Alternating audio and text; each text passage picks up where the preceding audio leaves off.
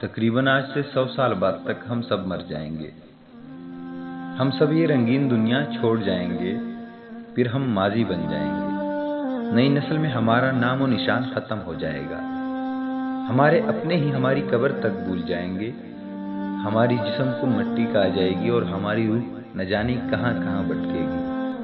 آج ہم دوسروں کے حقوق کھاتے ہیں، لوگوں کو دکھ دیتے ہیں، رشوت اور حرام کی کمائی کرتے ہیں، اللہ کی مخلوق پر ظلم کرتے ہیں، غریبوں کو ستاتے ہیں، کار بنگلہ بیلنس بناتے ہیں۔